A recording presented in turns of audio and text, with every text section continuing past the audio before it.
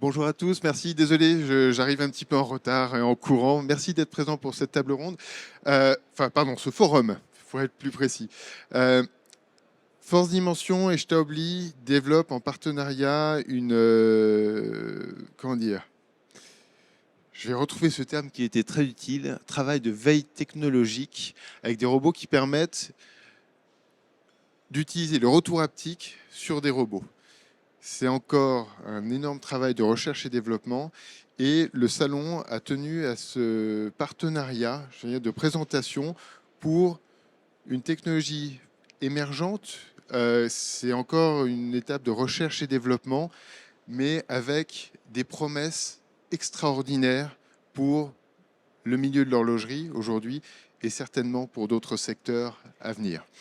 Euh, je pense que je vais pouvoir laisser la parole aux spécialistes. Je vous remercie tous d'être là. C'était un très bon salon et puis surtout un excellent forum et une magnifique découverte. Merci Alexandre. Merci Alexandre pour ton introduction. Bonjour à tous, bonjour mesdames, bonjour messieurs. Comme l'a dit Monsieur Caton, donc le directeur de l'EPAJ, les travaux de veille technologique entre Force Dimension et Staubli Robotique permettent aujourd'hui de piloter un robot 6 axes par une interface haptique avec retour de force.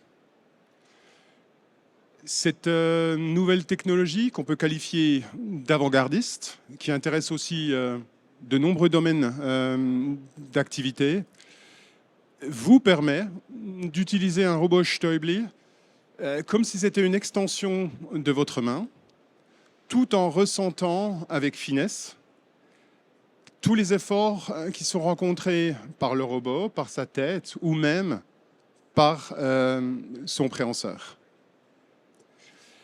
Et l'objectif de ce forum qu'on souhaiterait être participatif, l'objectif pour nous, c'est de vous présenter cette nouvelle technologie, où je devrais parler plutôt de ce nouvel écosystème, de vous le présenter et d'échanger ensemble sur le potentiel de cette nouvelle technologie, de ce nouvel écosystème qui, à notre sens, permet de dépasser les limites technologiques qu'on a atteintes ces dernières années. Et en ce sens, j'ai beaucoup de plaisir et on vous remercie très sincèrement du temps que vous nous consacrez aujourd'hui. J'ai beaucoup de plaisir et je suis également fier de parler au nom d'un groupe familial, une vraie success story de l'industrie suisse,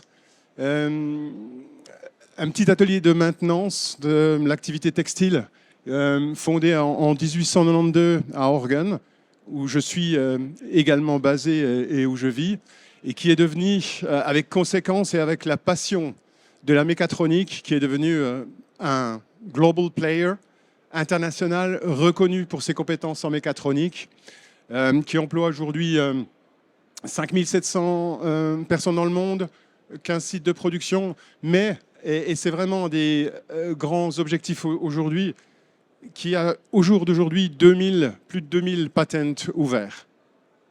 Donc ça, c'est pour la partie produit, innovation, mais et on ne peut pas aborder le monde de l'horlogerie sans ça, qui est vraiment à votre service, où que vous soyez, et encore plus en Suisse. Lorsque j'ai commencé à peu près il y a 30 ans ma carrière dans la robotique, j'ai eu la chance d'évoluer avec cette technologie.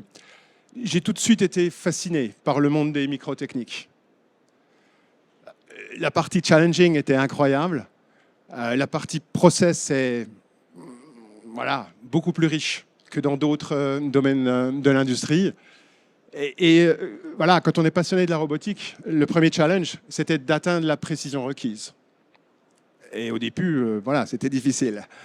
La précision, elle est aussi liée à des pièces qui sont complexes. Donc il y a ces deux éléments, ces deux exigences à atteindre.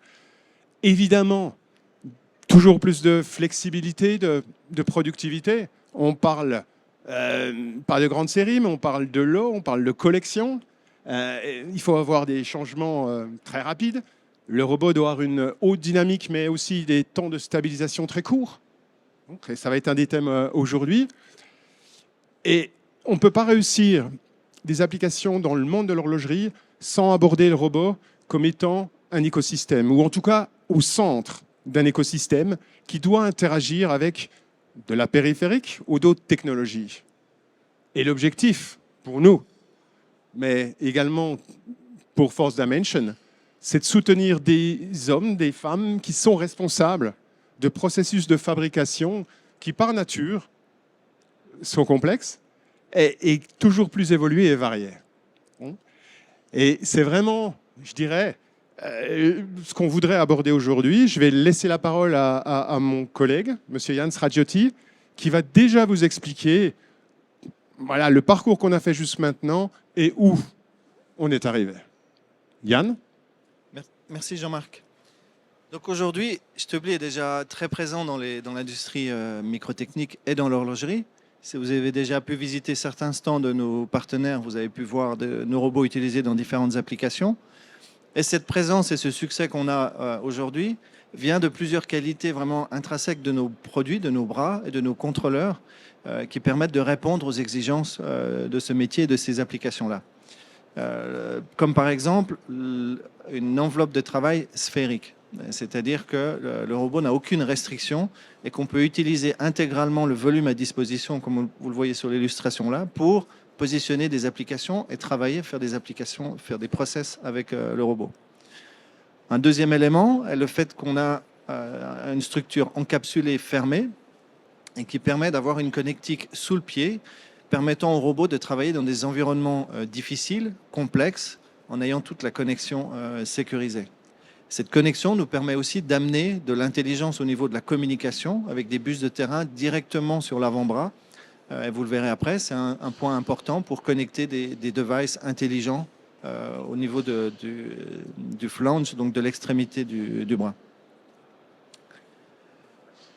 Un autre élément qui va être crucial pour le rendu et la fidélité du retour haptique, c'est la manière dont on va gérer les mouvements. On a parlé de l'historique dans le textile. Ce savoir-faire plus que centenaire nous permet aujourd'hui d'utiliser des réducteurs totalement uniques dans leur conception, dans leur fonctionnement, qui apportent de grandes qualités au niveau de la trajectoire, de la précision de mouvement, de la stabilité de nos bras. Et tous ces éléments associés permettent d'avoir une performance et une précision. Vous allez voir la démonstration ici, où le robot à vitesse nominale va pouvoir passer le fil dans le chat d'une aiguille. Ce qui, pour ceux qui font de la couture ici, vous savez que ce n'est pas évident à la main. Et là, le robot est capable de le répéter de manière indéfinie, très précisément. Toi, Yann? J'ai eu un problème de costume hier matin. Okay. Ouais. En plus de ces éléments mécaniques intrinsèques à la structure du bras, on a aussi la possibilité de venir rajouter des valeurs, des fonctionnalités ou des spécifications supplémentaires comme la calibration absolue. C'est-à-dire que le contrôleur va être tuné de manière propre au bras. On va mesurer le bras dans son intégralité avec plus de 3000 points de mesure et définir les paramètres exacts de ce bras dans le contrôleur pour avoir une précision absolue encore plus élevée qu'une version standard. De même, on est capable aujourd'hui de tenir compte des déformations des segments du bras, inclus aussi au niveau de la correction de température, c'est-à-dire la dilatation thermique, pour avoir une compensation de précision absolue, quel que soit le statut du robot, qu'il se soit froid à 8 heures du matin ou à température nominale en début d'après-midi.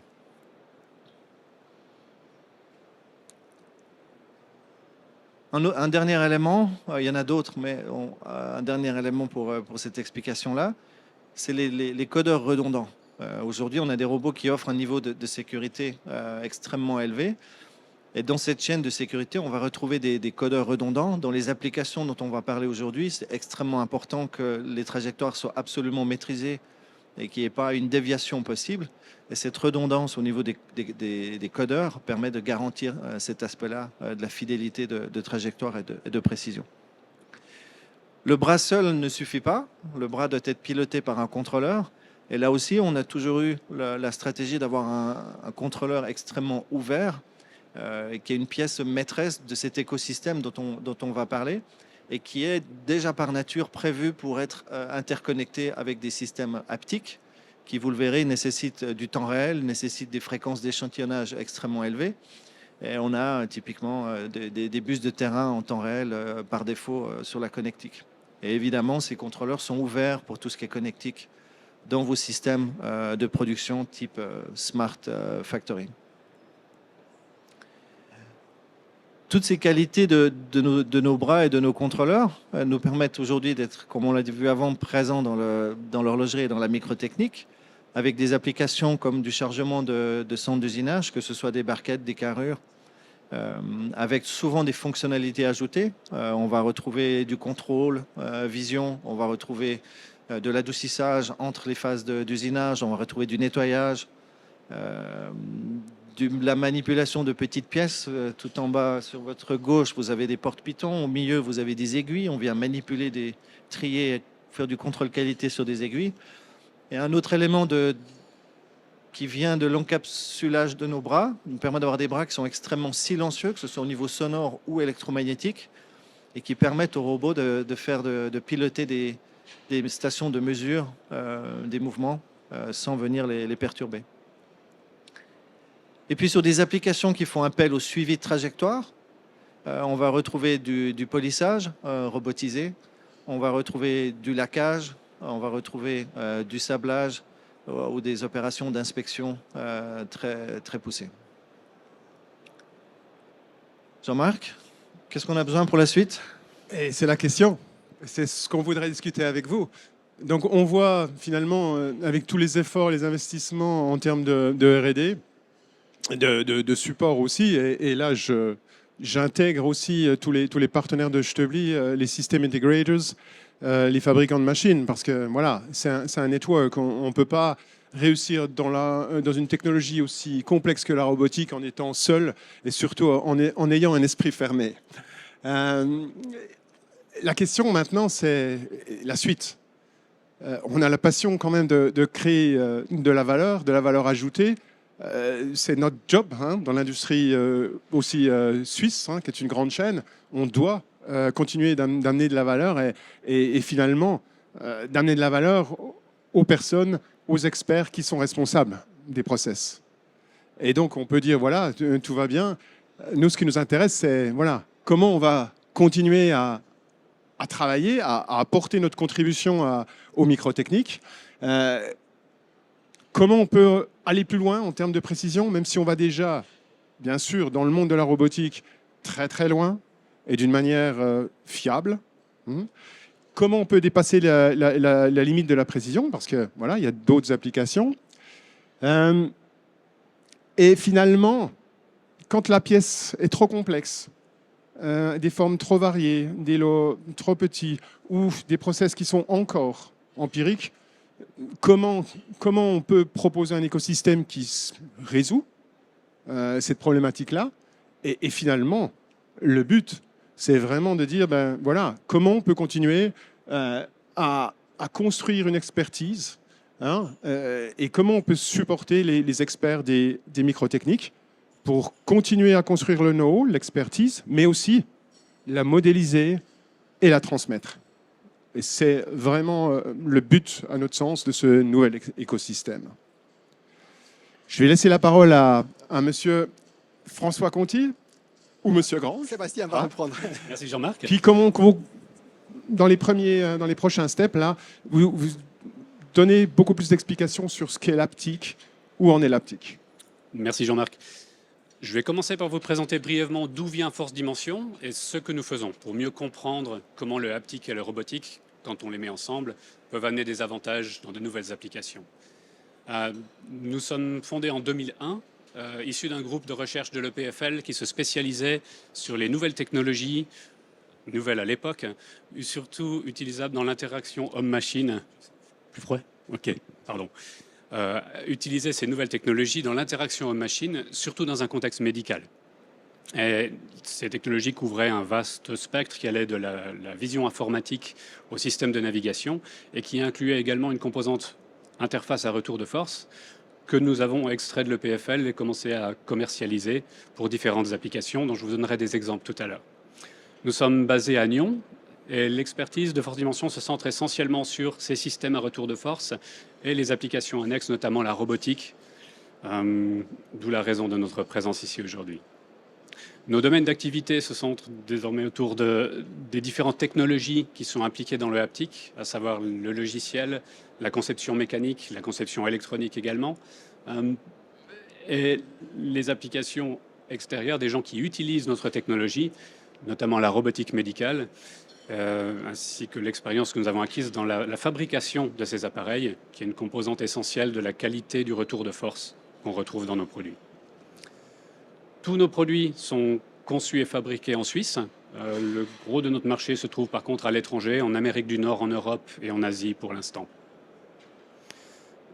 Le haptique, vous avez pour la plupart d'entre vous eu l'occasion de le tester avant le début de ce forum. Pour ceux qui n'ont pas eu cette chance, vous pourrez venir après coup ou passer sur le stand Stubby Force Dimension tout à l'heure pour essayer ces appareils.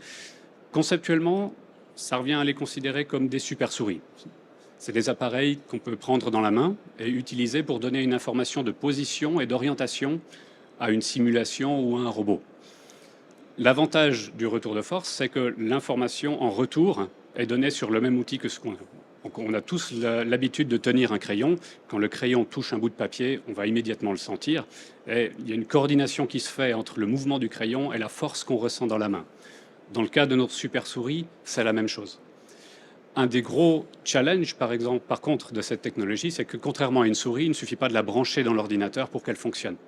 Ça demande de spécialiser et d'intégrer cette technologie pour chaque application, pour que la position soit interprétée correctement et pour que l'information en retour ait du sens pour l'opérateur humain. Et un de nos plus grands domaines d'activité est médical. Dans le monde médical, il y a deux types d'applications, la simulation et l'interventionnel, qui bénéficient du retour de force. Dans le cas de la robotique médicale, nous travaillons surtout avec des fabricants de robots chirurgicaux. Les robots sont des machines qui sont incroyables en termes de précision. On peut augmenter la dextérité de la tenue d'un outil. On peut demander à un robot de tenir un outil pendant 2 heures sans bouger. On a une position qui est bien plus précise que ce qu'un être humain peut faire sans aucun trémor. Les robots amènent tous ces avantages. Par contre, un robot n'est pas intelligent dans le sens de la tâche qu'il doit faire. On ne peut pas encore remplacer un chirurgien par de l'intelligence artificielle. Personne n'accepterait de nos jours de se faire opérer par de l'intelligence artificielle. Donc on a besoin de l'expertise de l'opérateur, en l'occurrence un chirurgien, pour contrôler et exploiter au mieux la précision du robot qu'on trouve de l'autre côté. Et c'est pour ce genre d'application que les interfaces haptiques sont très utiles. L'interface haptique est l'outil qu'on va donner au chirurgien pour piloter le robot. Et on se retrouve avec le meilleur des deux mondes. On a la précision de la machine d'un côté et on a l'expertise du chirurgien de l'autre. Et sans le haptique, on ne pourrait pas, ou en tout cas pas de manière aussi intuitive, marier ces deux mondes. Et l'autre gamme d'applications dans lesquelles le haptique est très utilisé revient à la simulation. Quand on fait des robots chirurgicaux, il faut entraîner les chirurgiens. Et l'entraînement au geste chirurgical, en général, est quelque chose qui peut devenir assez difficile. L'entraînement des chirurgiens actuels se fait sur des cadavres ou sur des animaux, ce qui, pour plein de raisons éthiques et pratiques, n'est pas toujours souhaitable. On a aussi le problème où, pour des pathologies rares, c'est difficile d'entraîner des étudiants en leur faisant passer les uns après les autres sur le même patient. L'application que vous voyez à l'écran est un simulateur d'ultrasons qui permet d'entraîner des radiographes à utiliser l'ultrason correctement. Il est fait en partenariat avec une entreprise anglaise qui fait toute la partie simulation d'image de l'ultrason. Et nous amenons la composante haptique, le fait de pouvoir contrôler et mesurer avec quelle pression on appuie sur les tissus et comment cela affecte l'image est une partie importante de l'apprentissage. Et les systèmes haptiques permettent de s'entraîner sur des pathologies rares ou des gestes interventionnels rares sans devoir demander à une classe entière de passer sur un patient qui vient d'apprendre qu'il a lui-même une pathologie qu'on ne trouve pas souvent dans la nature. Pour le reste des applications, je vais passer la parole à mon collègue François. Merci Sébastien. Donc si on peut entraîner des chirurgiens avec un simulateur, eh bien, est-ce qu'on pourrait faire la même chose avec des horlogers? Est-ce qu'on arriverait à prendre cette technologie et à la modifier pour pouvoir l'affiner sur des applications qui sont bien différentes des interfaces que vous voyez sur cette table? Et notre première expérience dans le milieu de l'horlogerie, c'était avec la société Audemars Piguet. la vision était de se dire, bien, aujourd'hui, on conçoit des montres, on va les fabriquer, on va les essayer, mais est-ce qu'on ne pourrait pas les simuler? Est-ce qu'on ne pourrait pas manipuler les fonctions d'une montre avant même en fait, d'avoir fabriqué la pièce? Et ça nous a poussé à développer en fait, un simulateur haptique très différent des interfaces que vous voyez ici, mais qui est spécialisé à la fonction. Donc l'idée était de se dire, bien, on va prendre le boîtier d'une montre, et au lieu de monter toute une mécanique, eh bien, on va créer des actuateurs, utiliser des actuateurs pour recréer ces fonctions. Fonction du bouton, fonction de la couronne. Et puis, comme un vrai simulateur médical, eh bien, on va programmer chacune de ces fonctions. On va créer des courbes, on va pouvoir les éditer, et on va pouvoir les essayer. On peut même imaginer, à partir d'un outil de CAO, aujourd'hui, vous pouvez dessiner une mécanique, ça peut être un moteur d'avion, ça peut être une montre. Vous pouvez calculer les forces internes, mais avec un simulateur haptique, vous pouvez les rejouer. Et vous pouvez vous imaginer, ressentir ce que ces fonctions vont réellement être. Ça a beaucoup d'avantages. C'est que ça permet au concepteur de tester sa réalisation, de se rendre compte que peut-être il faudrait ajuster certains éléments, peut-être des ressorts, des déplacements, pour obtenir l'effet désiré. Puis vous pouvez imaginer la même demande qui vient de l'équipe marketing. Ils ont une idée, mais si vous leur parlez de Newton, et même moi, on travaille tous les jours avec des Newton, mais je suis incapable de vous dire est-ce que je vais avoir, est-ce que ça va sentir mou, est-ce que ça sera trop dur, quelle sera la pression? Ces éléments-là, vous êtes beaucoup mieux à les essayer dans la main. Et puis, vous utilisez la technologie derrière pour vous quantifier tout ça. Donc, vous pouvez venir du développement, plutôt du marketing, vous venez avec votre idée, vous parlez au concepteur. Et le concepteur peut utiliser ça pour affiner son développement jusqu'à obtenir l'effet désiré. Donc, ce simulateur, Chronosim, a été le premier développement. Et à partir de là, eh bien, si vous arrivez à simuler, eh bien, vous pouvez aussi venir agir sur le monde. Ça veut aussi dire que vous pouvez prendre une vraie montre et vous pouvez venir, par exemple, la palper. Si vous avez une montre et que vous voulez mesurer les courbes de résistance, peut-être même une montre du passé, eh bien, avec un palpeur, vous pouvez le réaliser. Donc, vous n'êtes non seulement en train de vous imaginer cette image, c'est comme on va dire un droit robotique, mais qui n'est pas contrôlé en position. Vous le contrôlez en force, comme les mains d'une personne. Nous interagissons avec l'environnement avec des forces, non avec des positions. Et avec cet appareil, eh bien, vous pouvez venir palper un objet, vous pouvez mesurer des courbes, mais vous pouvez aussi les rejouer. Et par exemple, vous pouvez simuler du vieillissement sur des vraies pièces, de la façon d'un humain, avec des courbes qui sont beaucoup plus réalistes. Donc ça, c'est de la technologie. Ça vous montre qu'on peut la modifier et partir dans des applications qui sont très différentes. Maintenant, on a parlé de télérobotique.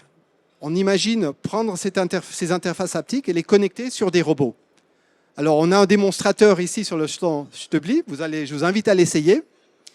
Mais imaginons un instant ce qu'on peut faire avec. Alors, si vous pouvez travailler avec les mains, faites-le. Mais imaginez maintenant que vous êtes peut-être dans les métiers d'art. Vous voulez travailler avec des matériaux dans des conditions peut-être extrêmes, des températures élevées. Vous voulez fondre du métal, mais vous ne voulez pas l'automatiser. C'est l'artiste lui-même qui va le faire. Donc, on va se projeter dans un environnement qui peut être très difficile, qui est hostile. Et avec des robots, avec ces technologies, on va pouvoir le faire tout en se protégeant. Et pour vous montrer la vision, on va le faire avec une application très différente, celle de l'archéologie sous-marine. Aujourd'hui, vous avez des plongeurs qui vont descendre à 20 mètres, 50 mètres, voire 100 mètres avec ce genre de scaphandre. Et là, gentiment, vous perdez votre dextérité. Manipuler des poteries du passé, c'est quelque chose de très délicat, difficile. Donc, quand vous descendez avec ces combinaisons-là, eh bien, c'est encore plus difficile à réaliser. Donc, imaginez-vous maintenant, on va utiliser un robot pour faire ça, mais on ne va pas l'automatiser, ce robot. C'est l'archéologue qui va décider ce qu'il va faire. Le robot, eh bien, ça va être une sorte d'avatar. Ce robot-là, c'est Ocean One, c'est un robot qui a été réalisé aux États-Unis, à l'université de Stanford, en collaboration avec Google, Mecha pour des bras robotiques, et puis qui sont vraiment très spécialisés, et puis Force Dimension pour la partie haptique. Donc ça, il y en a 2 au monde qui existent comme ça et qui ont été utilisés pour diverses applications de recherche, mais qui permettent surtout d'illustrer l'utilisation du haptique et de la robotique dans des environnements difficiles. Donc ça, c'est le robot. Il peut descendre jusqu'à 1000 mètres. Et voici l'archéologue. L'archéologue, il va prendre contrôle des mains du robot à travers ses interfaces haptiques. Et sur le robot, vous avez des capteurs force, des préhenseurs. Vous allez pouvoir agir sur l'environnement, mesurer les forces, compenser pour les pressions et remonter ça à la surface et refléter tout ça dans les mains de l'archéologue. Maintenant, diriger un robot avec des moteurs, il y en a à peu près 8 sur ce robot aquatique, c'est une tâche qui est difficile.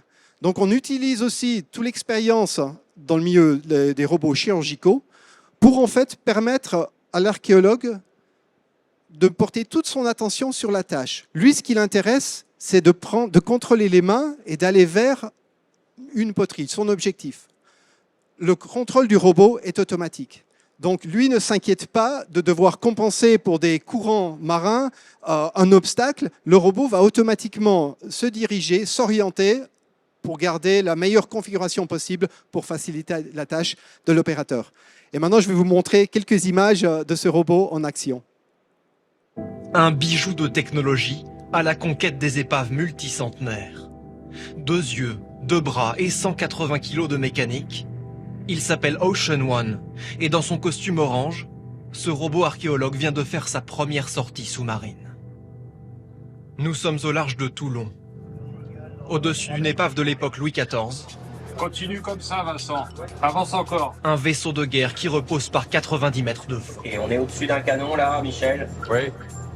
Le pot que tu dois ramasser juste au-dessus de toi, mais là tu touches. En surface, une équipe d'archéologues pilote la machine, sous le regard bienveillant de son concepteur. Quand on est en train d'opérer le robot, on va sentir le contact. Quand on touche quelque chose, on le sent dans les mains de l'opérateur. Comme si les mains de l'opérateur étaient virtuellement dans l'eau. Yes. Sur l'épave, Il a l'objet. le robot vient de s'emparer d'un pot en céramique et le range dans une nacelle avec presque autant de facilité qu'un être humain. Ocean One, c'est le robot qui va faire oublier à l'archéologue qu'il n'est pas lui-même dans l'eau. Voilà. Vous serez en train de travailler, vous verrez la même chose. Quand un poisson viendra vous passer devant le nez, vous ferez ça très naturellement parce que vous y serez.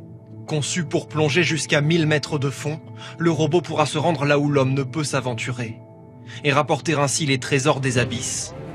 Comme son tout premier butin, un petit pot de céramique immergé depuis 352 ans. Voilà pour l'archéologie. Alors maintenant, ça vous montre qu'on peut aller dans des conditions difficiles. Donc maintenant, on en discutera après. Ça sera à vous d'imaginer là où ces fonctions peuvent être apportées. Mais pour vous montrer qu'on a encore 2-3 autres tours de technologie qui peuvent être déployés, imaginez maintenant que vous voulez travailler avec ces interfaces, mais peut-être que votre pièce ne se trouve pas à côté de vous. Mais imaginez qu'elle se trouve peut-être à des milliers de kilomètres. Vous pouvez être à Genève et puis peut-être vous voulez vous connecter à Tokyo, faire une manipulation à distance. Pour un centre de service, par exemple. Voilà, un centre de service. Vous voulez, un horloger suisse va travailler sur une montre, sur un client qui pourrait être au Japon, par exemple. Eh bien, vous avez toute la problématique des délais. Vous avez peut-être un dixième, un vingtième de seconde. Mais si vous allez dans des conditions encore plus extrêmes, par exemple celle de l'espace, eh bien, vous êtes à peut-être 100, 200 000 km de télécommunication. Et ça vient simplement du fait qu'une communication entre ici et, par exemple, la station internationale, eh bien, vous allez passer, l'information va passer par une constellation de satellites en orbite géostationnaire avant d'arriver sur la station. Si vous êtes sur Terre, vous voulez communiquer avec un robot qui est sur la Lune, vous avez 1 seconde juste pour l'aller, 1 seconde pour le retour. Donc 2 secondes de délai. Et ça, vous devez être capable de les compenser. Et sur cet exemple que je vais vous montrer ici, eh bien, nous avons un de ces appareils qui est sur la station internationale et qui permet donc à des astronautes finalement de prendre contrôle de robots qui peuvent être à l'intérieur de la station, loin dans l'espace, sur Terre et bientôt un jour sur la Lune. Et dans l'expérience que nous avons réalisée ici avec l'Agence spatiale européenne, nous avons un robot qui est posé, qui est sur l'Etna. L'Etna qui est un décor qui ressemble un peu à celui de la Lune. Et à travers cette interface haptique, ils vont prendre contrôle d'un robot 6 axes, contrôler la position, l'orientation, téléopérer ce robot. Et lorsque ce robot interagit avec l'environnement, on arrive à mesurer cette information et la refléter vers la station, tout en compensant pour à peu près 0,8 secondes de délai. Donc les technologies sont là pour compenser ça et donner l'expérience à l'utilisateur de manipuler une pierre avec ses mains, malgré le fait qu'il est à des milliers de kilomètres de là. Donc je vais vous montrer la vidéo avec, à bord de la station et sur le mont Etna avec le robot.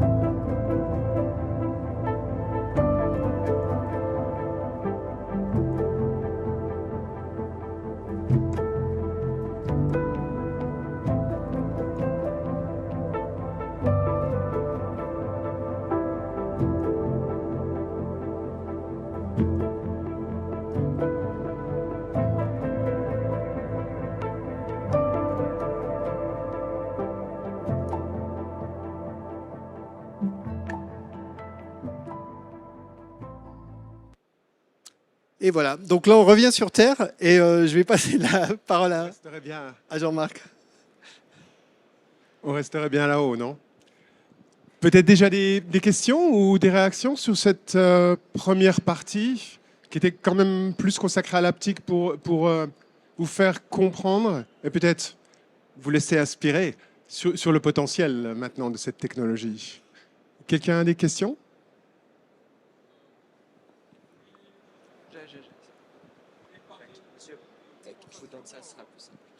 Merci. Vous venez parler de compensation et j'ai juste pas compris parce que si je prends le cas extrême, Mars où on a 10 minutes pour l'aller-retour, prendre une pierre à la main ça va être compliqué. Exactement. Alors il y a plusieurs approches à ça. Lorsque vous êtes en direct, c'est la méthode la plus facile. Vous allez peut-être dans l'espace jusqu'à la Lune, vous allez avoir 1 à 2 secondes. Donc là, on a des moyens en fait de compenser. Vous allez avoir un léger décalage, mais vous mettez gentiment de l'intelligence sur le robot. Lorsque lui va arriver en contact, il va savoir ce qui se passe et il va généralement s'arrêter.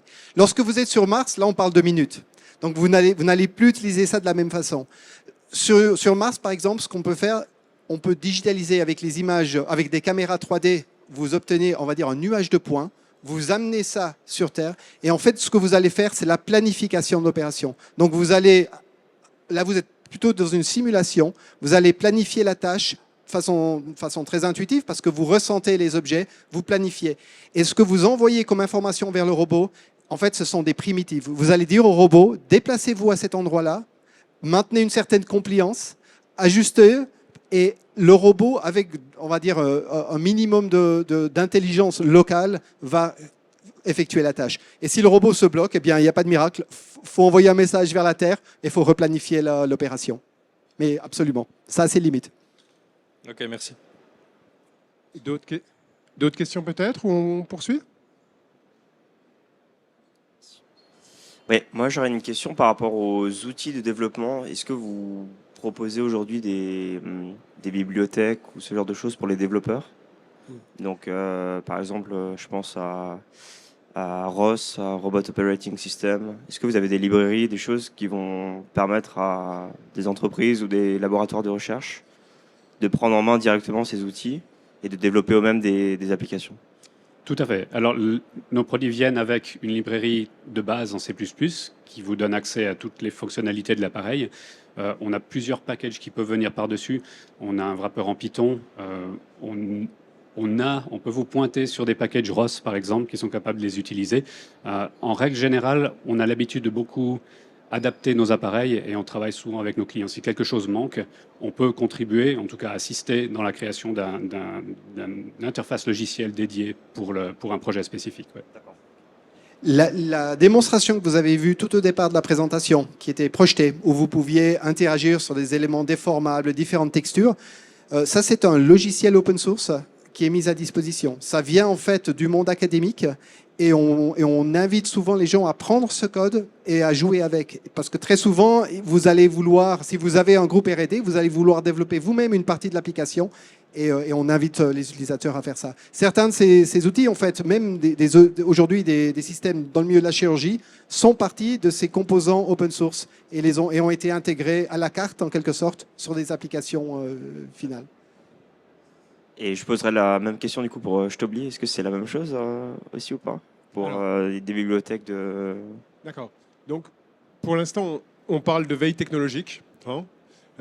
Ça fait à peu près une année qu'on travaille ensemble. Et la première chose sur laquelle on s'est focalisé, c'est, je dirais, de confirmer toutes les faisabilités. Hein. Donc voilà, tout ce qu'on vous présente aujourd'hui et tout ce que vous pouvez tester sur le stand Stobli, les vidéos, je veux dire, c'est confirmé. Autrement, on ne viendrait pas s'adresser à vous d'une manière aussi transparente. Mais l'idée, et je crois que ça a été très très bien dit par François aussi, l'idée de la suite, c'est déjà de comprendre quelles sont les applications qui sont les plus intéressantes. On a évidemment des idées. Hein. À ce sujet, c'est une technologie qui est déjà assez avancée pour nous, qui est très très intéressante, par exemple dans le domaine de la pharma. On a des robots, on a parlé d'environnement agressif, on a des robots qui travaillent dans des milieux qui doivent être stérilisés au peroxyde d'hydrogène. Bon. Et l'idée, et c'est une très grande trend en pharma, ce qu'on appelle le Gloveless Isolator. Donc c'est au lieu que ce soit les opérateurs qui enfilent des gants dans ces cabines pour manipuler des produits, c'est le robot qui est dedans. Par contre, si l'homme doit intervenir, c'est la même façon où ce qu'a décrit François dans le milieu subaquatique, milieu agressif, on doit pouvoir le faire. D'accord ? Donc ça, on travaille aussi là-dessus. La medical robotics est très important pour nous. Hein. Vous avez vu, au jour d'aujourd'hui, à peu près avec les mêmes cinématiques qui sont utilisées dans l'horlogerie, il y a à peu près 10 000 opérations chirurgicales, invasives, qui sont réalisées avec des robots Stobli. Bon, vous comprenez que cette technologie est très importante pour nous. On est convaincu que son potentiel est vraiment très important. Hein. Et les prochains steps, ce sera de continuer à construire ces briques technologiques pour que vous puissiez les utiliser de manière générique, mais aussi vous apporter vos pierres, je dirais, à votre développement pour continuer à vous différencier. Et ça, c'est un facteur important de l'haptique robotique. Ça ouvre des nouvelles dimensions, mais ça permet aussi à l'utilisateur d'orienter ses applications et finalement, même s'il va utiliser une technologie avant-gardiste générique, de pouvoir vraiment se différencier et d'adapter ça à ses problématiques ou à ses objectifs définis. Est-ce que j'ai répondu de manière... Et vous me donnez un très bon fil conducteur, merci. Donc ça, c'est une application qu'on présente aussi dans le monde de la pharma. Hein. Une application que je vous invite à venir tester toute la semaine sur le stand Stobli, où là, vous pouvez piloter effectivement le robot Stobli. Hein. Donc, voilà, avec commande de force, le robot, lui, donne son retour, donc en position, donne aussi son retour de force et vous allez sentir même dans votre main la force du préhenseur. Ce qui est très très intéressant dans la technologie aussi robotique haptique, outre le fait qu'on va aller beaucoup plus loin en précision et que finalement, je crois que c'est toi qui l'as dit, Sébastien, ça s'utilise aussi intuitivement qu'une souris. Hein. Et donc, on met quelque chose vraiment au service de l'expert sans l'alourdir avec de la technologie qui doit appréhender. D'accord ? Donc là, on peut déjà confirmer le fait qu'on peut piloter un robot, qu'on peut piloter son préhenseur, et effectivement, comme je l'avais énoncé au tout début du forum, on ressent exactement dans la main ce que le robot ressent. Donc je vous invite vraiment à venir tester ça. On pourra aussi évidemment continuer la discussion. Ce qui nous intéresse aussi beaucoup dans deux domaines, la chirurgie évidemment, mais le monde de la production horlogère, c'est que finalement, même avec tout ce qu'on a développé en termes technologiques de R&D, et Yann l'a bien décrit, on est maintenant limité par la précision. Et la technologie et le couple, on va dire, l'écosystème haptique et robotique permettent d'aller beaucoup plus loin. Et je parle vraiment on peut parler d'un facteur de 10. Et ça, c'est très important. Pourquoi ? Parce que finalement, on va ouvrir plus de précision. On est dans une autre dimension de la précision. Et on pilote le robot. Et le robot est vraiment il est manipulé. Il est vraiment conçu comme un manipulateur. Par contre, tous ces mouvements que je lui fais faire ou que je fais faire par des gens qui sont non experts en robotique, le robot, il est quand même intelligent pour enregistrer les trajectoires, etc. Et je peux les reproduire. Et là, vous commencez un petit peu peut-être à comprendre la transmission de l'expertise, l'optimisation des process, la modélisation. C'est quelque chose qui est très, très important pour nous. Typiquement, là, donc c'est un POC qu'on a aussi, Proof of Concept, qu'on a réalisé. Et là, on travaille directement sur la platine. Je ressens très, très finement dans la main, dès que le robot touche à peine les zones de la platine. Mais je peux définir, grâce au fichier CFAO, ou de la sensorique externe, de la vision, je peux définir d'une manière précise aussi ce que j'autorise ou pas à l'opérateur.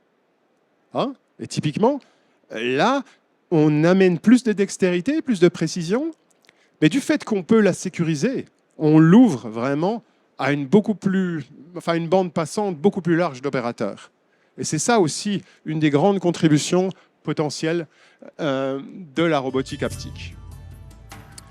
Je parle de précision. Finalement, on parle de micro-manipulation. Et je l'ai dit aussi au début, le monde de la production horlogère, elle doit aussi traiter des pièces qui ont des formes complexes. Et là, on a fait des tests qui se sont avérés très, très positifs. Normalement, dans la robotique, on parle plutôt de 1 ou quelques centièmes suivant les applications. Là, on descend au niveau du micron. Et donc, on nomme plus de résolution en fait, à l'opérateur. Et le fait de pouvoir vraiment effectuer des micro-manipulations, des micro-opérations, mais tout en étant avec la possibilité de modéliser ces opérations, ces tâches, parce que tout ce que je dis au robot de faire, il va pouvoir l'enregistrer. Donc je vous laisse un petit peu regarder. Donc dans la scène, vous voyez, c'est un outil qui est utilisé par des chirurgiens de l'œil pour travailler au niveau de la décollement de la rétine. Donc c'est des instruments qui sont incroyablement petits. Vous êtes en dessous du millimètre.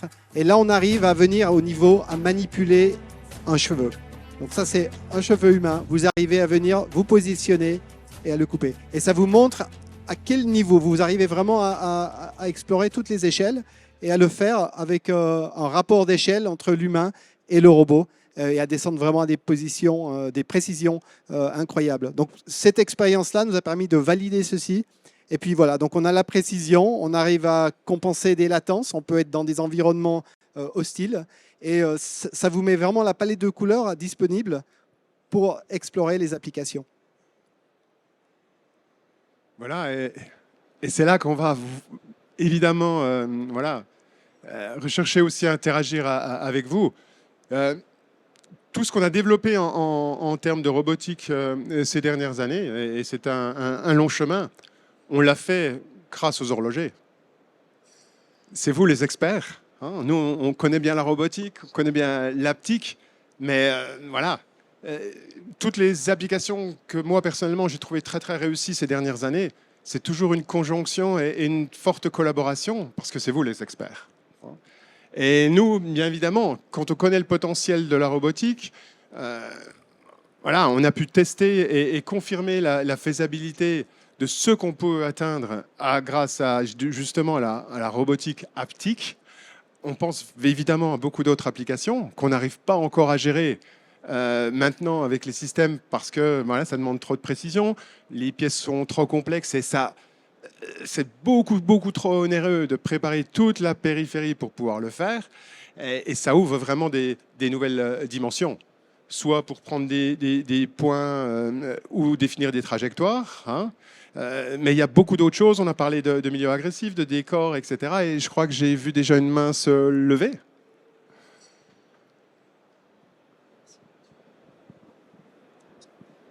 Bonjour. Bonjour. Mon français, c'est pas parfait, mais je vais essayer. Des applications de la biologie et médecine, avez-vous pensé, par exemple, de manipuler des cells pour les chirurgies? Oui, évidemment. Oui, oui. Ben, je crois que François, tu peux mieux répondre que moi à ça. Mais ouais. C'est un très bon point. Donc, beaucoup de ces technologies sont en train de se décliner en biologie, pharmacie, dans d'autres secteurs également, le monde du vivant. Et de nouveau, on est sur ces mêmes briques technologies. Mais oui, absolument. Il y a encore une question. Quand vous dites intelligence dans le robot, oui. Ça veut dire que quoi? C'est des algorithmes ou machine learning jusqu'à intelligence artificielle? C'est un bon point. Alors, aujourd'hui, l'intelligence artificielle, il faut faire attention parce qu'on promet beaucoup de choses, mais vous arrivez aujourd'hui où l'intelligence artificielle, où les apprentissages, les algorithmes d'apprentissage fonctionnent très bien sur des problèmes qui sont, on va dire, simples, où vous n'avez pas trop de degrés de liberté. Donc, si vous devez, par exemple, contrôler un robot à rester le long d'une trajectoire, à tenir compte d'obstacles qui pourraient l'entourer, ça, c'est quelque chose que l'apprentissage sait faire. Ce qu'on n'arrive pas à faire aujourd'hui, c'est de dire à un robot d'aller, par exemple, opérer sur un patient, monter une montre qui demanderait, donc au-delà d'une chaîne automatisée où vous contrôlez chaque élément de la chaîne, faire des tâches d'assemblage, ça c'est des choses qui sont beaucoup plus difficiles aujourd'hui. Donc l'autonomie, on l'amène là où on peut pour surtout faciliter la tâche à l'opérateur. Donc, tout ce que vous pouvez simplifier, vous faites-le pour permettre vraiment à l'opérateur d'avoir le dernier mot sur la tâche et de lui enlever on va dire, les choses simples qui peuvent être automatisées. Donc, c'est un mélange d'automatique, de contrôle et d'apprentissage quand vous devez vous adapter avec des capteurs locaux. Voilà. Y a-t-il d'autres questions ou peut-être des idées?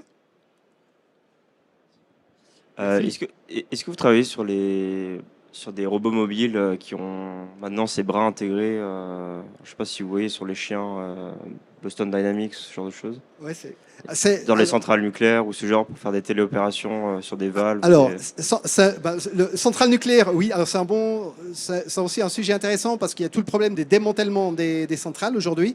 On les a conçues, mais on n'avait pas toujours pensé comment les démonter.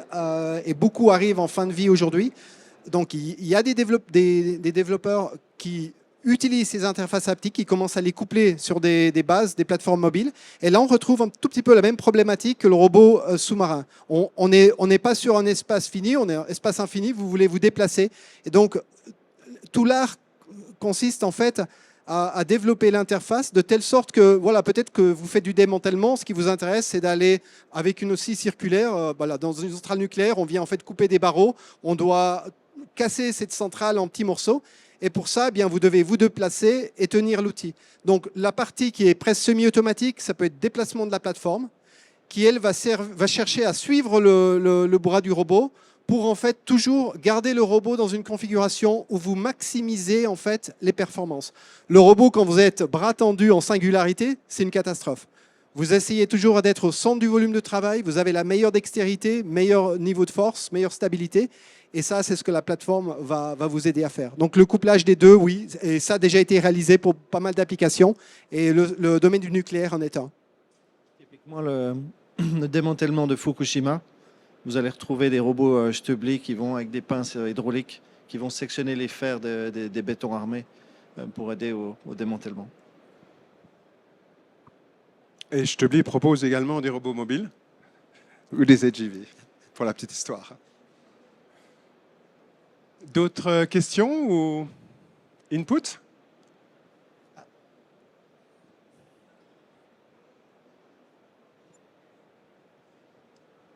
Bonjour. Je me demandais en fait quel était le temps d'adaptation d'un utilisateur aux interfaces haptiques, parce que j'imagine que la prise en main n'est pas forcément immédiate. Donc, est-ce que l'opérateur, après 10 minutes d'utilisation, il est déjà habitué à l'interface et il opère très naturellement avec? Ou est-ce qu'il faut une semaine, 2 semaines, peut-être un mois d'entraînement avant que vraiment il soit à l'aise avec l'outil? C'est une très très bonne question. Je vous invite à venir sur notre stand, c'est à 100 mètres d'ici, 50 mètres? C'est 75. Et venir tester l'aptique. Ça, c'est un point très très important.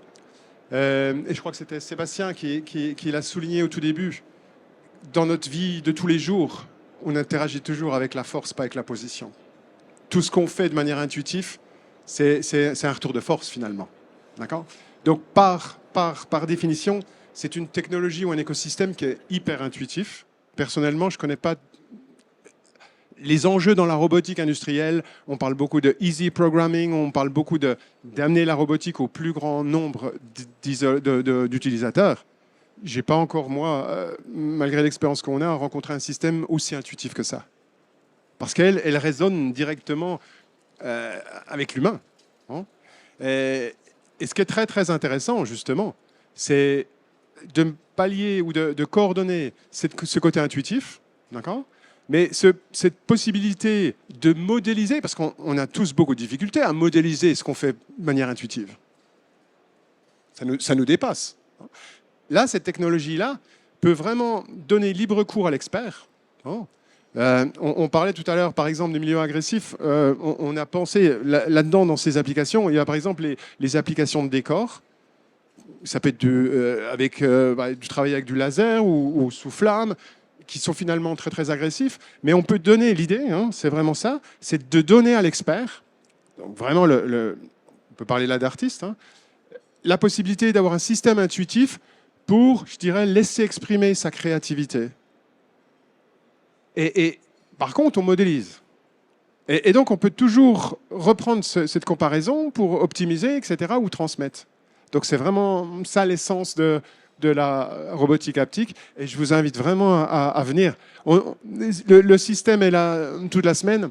Et j'invite vraiment tout le monde à venir tester parce que voilà, c'est comme ça qu'on se rend vraiment compte.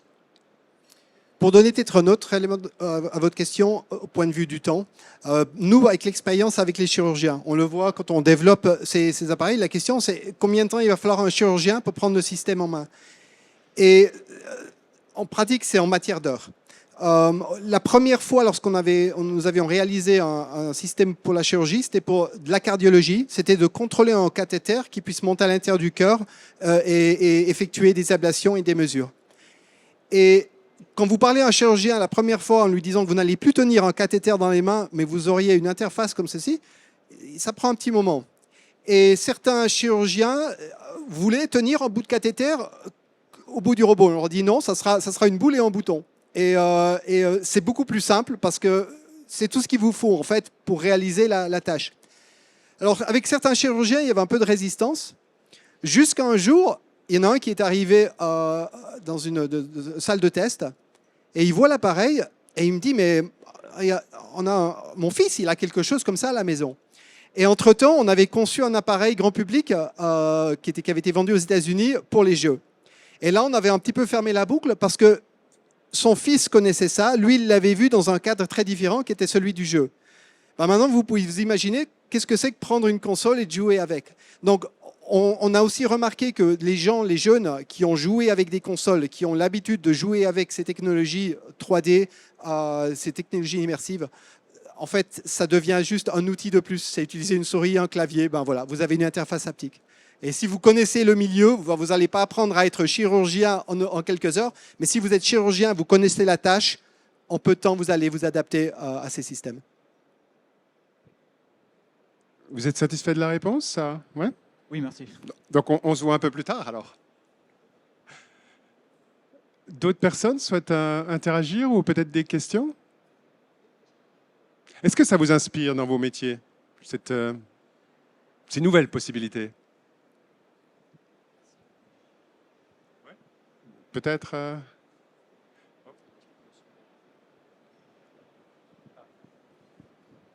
C'est rare de voir des panélistes poser la question à l'audience. Ben alors je vous réponds, oui, c'est inspirant, parce que ça connote aussi avec la neurologie, ça connote aussi avec la nanotech, la nanotechnologie. C'est pour ça, comme vous disiez l'instinct. Mais moi, vous disiez l'instinct. Oui, l'instinct ou le côté intuitif, naturel. Ouais. Oui, l'intuition, vous avez dit plutôt. Oui, moi je dirais le réflexe et l'intuition. Parce qu'entre le réflexe et l'intuition, il y a quelque chose. Mais l'intuitif, c'est plutôt pour l'être humain. Parce qu'à partir d'un certain âge, l'enfant de 9 ans, 11 ans, 12, il arrive par l'instinct naturel de distinguer l'utile de l'inutile, le bien du mal. Et ça, c'est l'être humain. Tandis que le robot, oui, il peut peut-être un réflexe.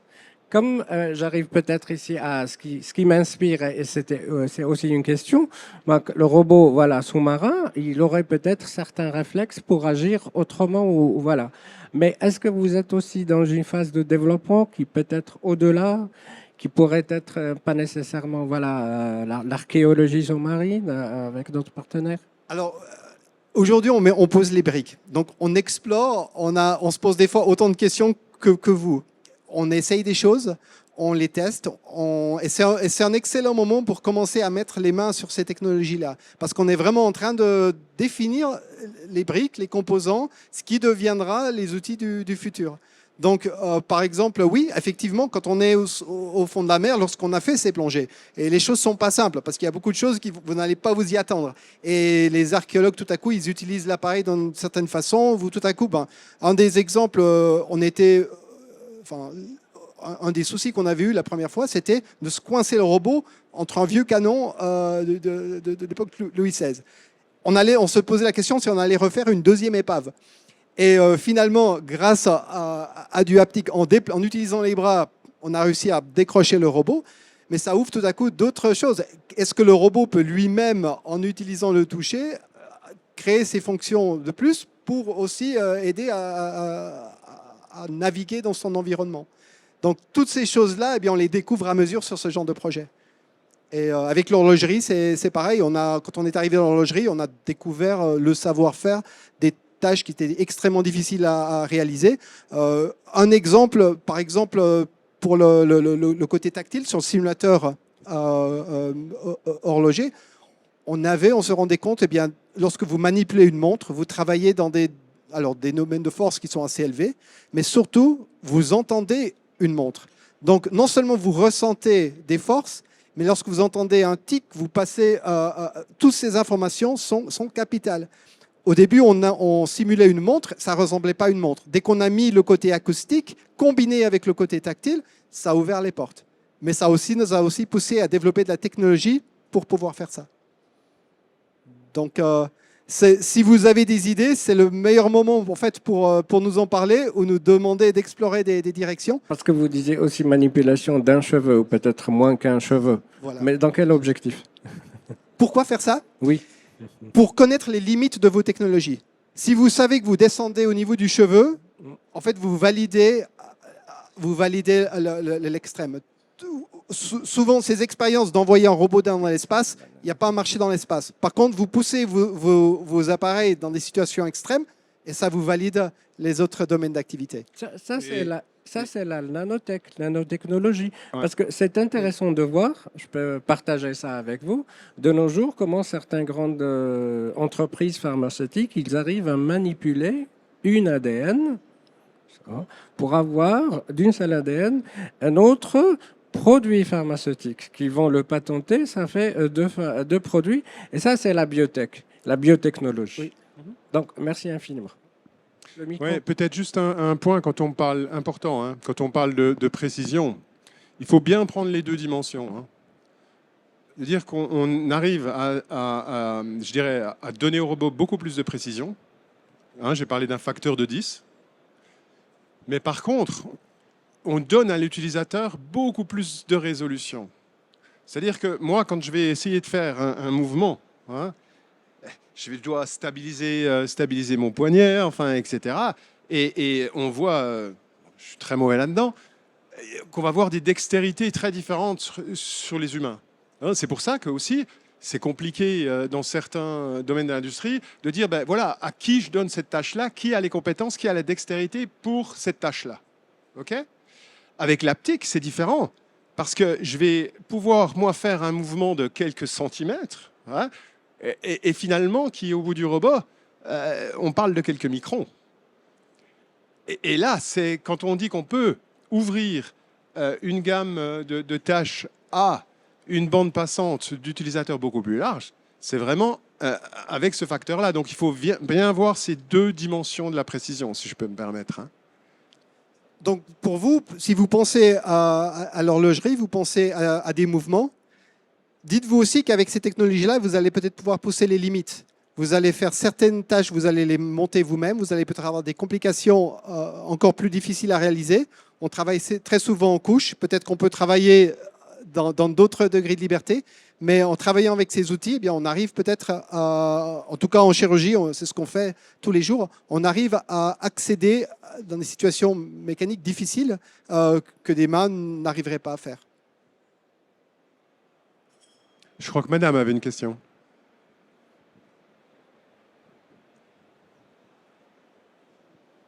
Et vous aussi, Prince ? Merci. Alors tout d'abord, bravo pour toutes ces belles réalisations que vous avez conduites en 2 décennies à peu près, si j'ai bien suivi. J'étais curieuse de savoir du coup, what's next ? Quels sont vos projets de R&D ? Est-ce que vous pensez à, je sais pas, miniaturiser ces objets ou quels sont vos sujets de recherche actuels ? Là, vous parlez de... Ouais. L'haptique ou en général, enfin on peut. Alors en haptique, en fait, en général sur. Si on regarde, on voit que le haptique, souvent on interagissait dans une simulation. Avec la robotique, on agissait dans le monde réel. Mais on aimait bien garder nos distances aussi avec le robot. Les robots à l'époque classique, on les programmait pour toujours faire la même tâche. Ça, c'est les chaînes d'assemblage. Et là, on amène ces morceaux ensemble. Donc c'est des fois dur de prédire le futur, mais des fois c'est plus facile de voir d'où nous venons. Et là, on commence à voir la combinaison de toutes ces technologies venir ensemble. Donc, vous avez parfois la répétabilité, la précision, la force d'un robot industriel. On cherchait à s'en éloigner, mais si on garde sa précision et on amène le côté tactile pour percevoir son environnement et d'avoir les bonnes interfaces pour permettre aux utilisateurs de les prendre en main ou même de les programmer de façon plus facile, plus intuitive, ça va justement ouvrir des nouvelles applications. Ça, c'est un tout petit peu les directions dans lesquelles nous venons. C'est vraiment une combinaison de ces technologies. De la force, de la précision, mais tout en finesse. Voilà, et si je rebondis pour parler de la robotique haptique, hein, et si on parle de l'horlogerie, évidemment, nous, on va continuer à travailler parce qu'on est vraiment convaincus par deux dimensions. On est convaincus par la technologie. Pour nous, c'est un écosystème qui va vraiment être complémentaire. Hein. La robotique va continuer d'apporter sa productivité, sa flexibilité automatisée, je dirais. Hein. Mais la robotique haptique va nous permettre, je dirais, de proposer des solutions sur des applications qui, pour l'instant, sont limitées technologiquement. J'ai parlé de la précision, j'ai parlé du fait aussi d'interagir avec l'extérieur. Et on va continuer à développer avec Force Dimension, aussi pour le domaine de la pharma, et également du medical robotics. Et voilà, nous, on pense aussi que ça peut amener vraiment des valeurs ajoutées. Quand on parle d'une application automatisée au jour d'aujourd'hui, voilà, par exemple, le fait de donner les référentiels de l'application, de teacher ou de définir des positions, des trajectoires, ça va être beaucoup, beaucoup plus simple avec l'Aptic parce que tout le monde va pouvoir le faire. Et donc là, on va donner un outil, je dirais un système intuitif à des gens qui ne sont pas dans ce domaine-là pour qu'ils construisent ou qui continuent un petit peu à progresser, et surtout à transmettre le savoir. Si je parle en termes de... Il y a beaucoup de sites d'opérations de polissage, de terminaison dans l'industrie horlogère qui sont automatisés. Grâce à la compétence aussi de nos partenaires, on va déjà très très loin, vraiment. Mais là, on ouvre encore une nouvelle dimension parce que, voilà, on sait très bien le temps que ça prend pour former des experts en terminaison. Et là, finalement, on peut, je dirais, accélérer le pas, mais aussi traiter des pièces qui, dans une application totalement automatisée, voilà, ça serait ingérable ou il y aurait des coûts d'application beaucoup trop importants. Donc on pense évidemment à ce type d'application. Et puis, tout ce qui est micro, on a parlé de nano, etc. Toute ce qui est manipulation, est-ce qui est plus possible? Et ce qui n'est pas possible encore avec des robots, ou ce qui est trop difficile pour des humains, ou ce qui est réservé à vraiment aux plus agiles. Et là, on donne aussi une solution pour pouvoir ouvrir ça, en sachant, on l'a expliqué pendant le forum, qu'on peut définir des tâches qu'on autorise ou pas. Donc, non seulement on continue d'ouvrir et de donner des possibilités, mais tout en sécurisant, pour justement canaliser. Et ça, c'est fantastique en termes de didactique, par exemple. Mais il y a aussi, je pense, qui serait intéressant, c'est toutes les applications de décor, finalement. Où là, voilà, c'est encore un autre public qui doit s'exprimer.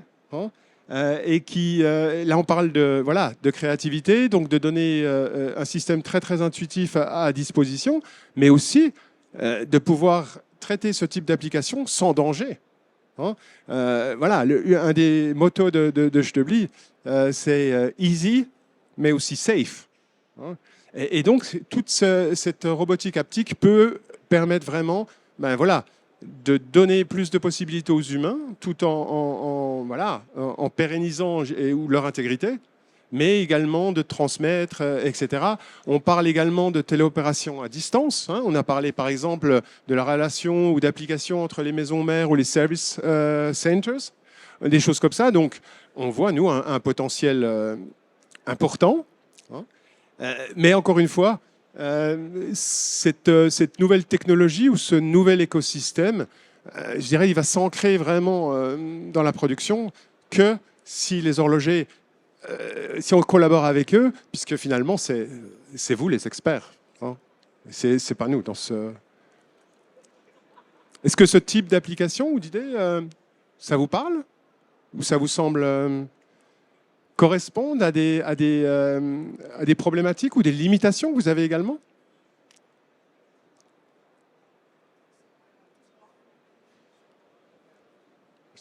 Alors, définition de haptique. Alors, haptique vient de haptischai. C'est un mot grec qui vient du mot toucher. Voilà. Et la combinaison haptique et robotique, c'est cette nouvelle direction que nous explorons aujourd'hui.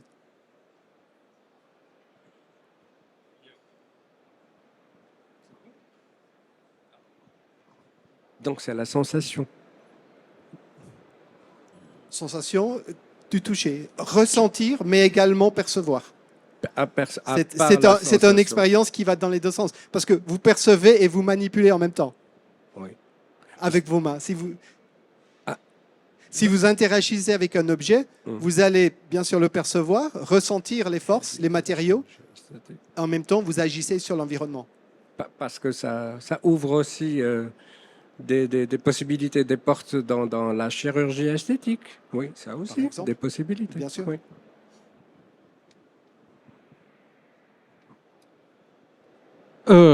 Oui, alors moi j'y vois pas mal d'intérêt. Alors malheureusement, je suis un petit peu un ovni hein, dans ce salon.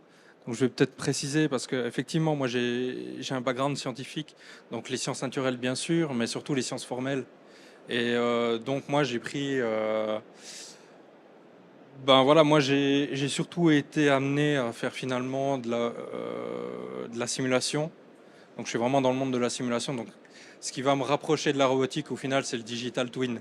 Donc on va dire il y a toute une partie du projet. Là, je suis désolé, je t'oublie. Je suis assez loin de la robotique.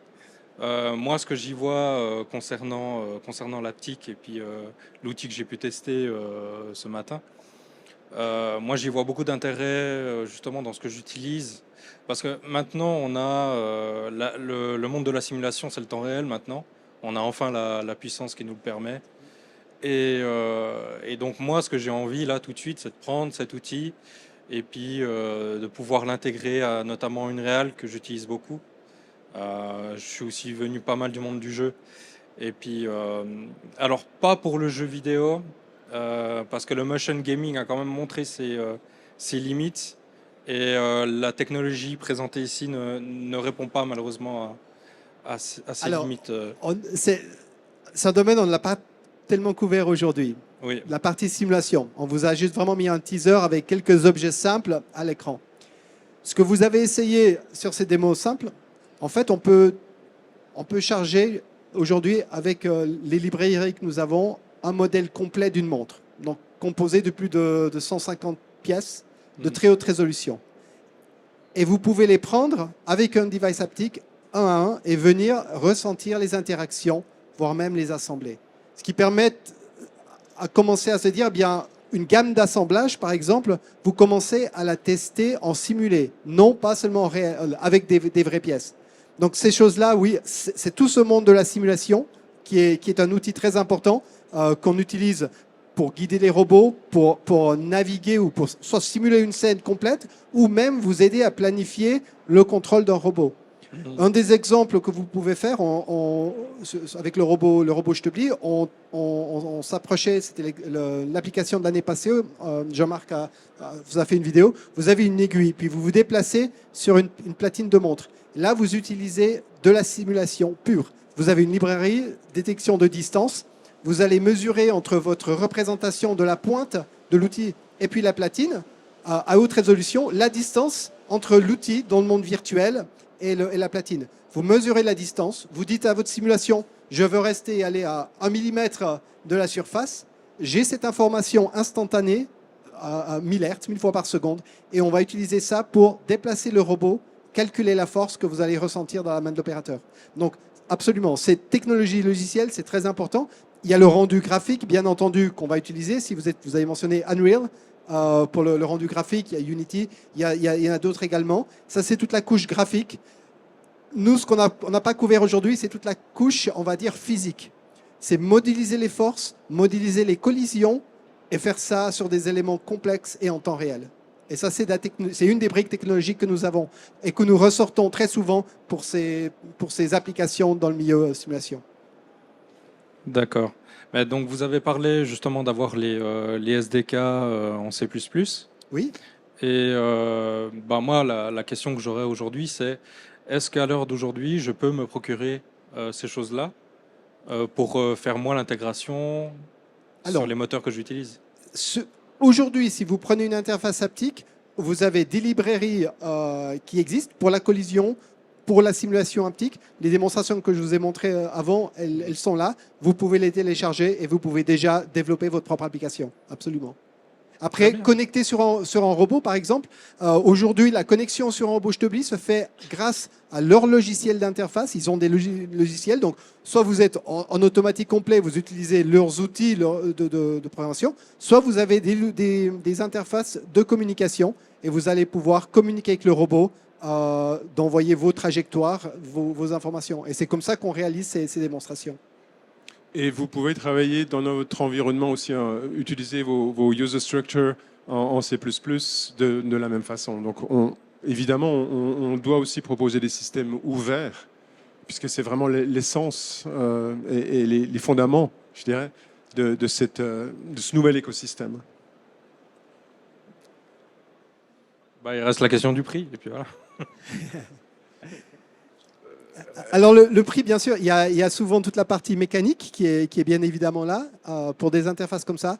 Il y a surtout le temps pour développer l'application. Ça, c'est un temps des fois qu'on va même des fois sous-estimer, et de savoir des fois, est-ce que c'est un développement que vous faites chez vous, en interne, mais ça veut aussi dire des hommes-années que vous allez devoir compter. Des fois, c'est des coûts des fois qui sont un peu cachés, et c'est là de savoir, est-ce qu'on utilise déjà des briques technologiques existantes.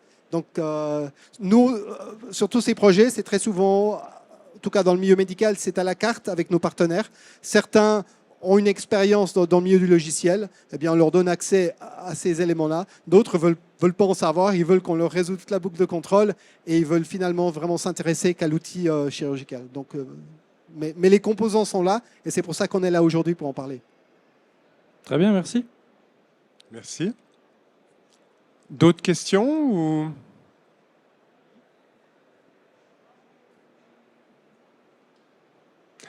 Si ce n'est pas le cas, étant donné l'horaire qui nous a été attribué, qu'on a un petit peu dépassé, vraiment un très très grand merci à vous tous. On est toujours très sensibles voilà, lorsque vous investissez du temps et on sait que votre temps est précieux. Donc un très très grand merci de la part de Stöbli, mais aussi de Force Dimension. Et on vous invite à, voilà, on espère fortement que ce forum vous aura voilà, ouvert l'esprit, on va dire, sur ce nouvel écosystème, que les explications étaient assez claires et concrètes pour que voilà, l'inspiration commence. Et n'hésitez pas à revenir vers nous à tout moment. Encore une fois, on vous invite également à tester le démonstrateur, hein, puisque voilà, c'est vraiment par la pratique qu'on se rend vraiment compte. Hein. On a parlé, il y avait des questions, par exemple, voilà, combien de temps j'ai ça en main, etc. Et je crois que voilà, on a dit tout au départ, Sébastien, et c'était important, l'humain et on réagit tous les jours par rapport à la force. Venez tester cette situation-là. Et on est vraiment voilà, à votre écoute si vous voulez continuer la discussion d'une manière voilà, plus ciblée, plus ponctuelle ou confidentielle. Donc vraiment un très très grand merci à vous tous. Merci.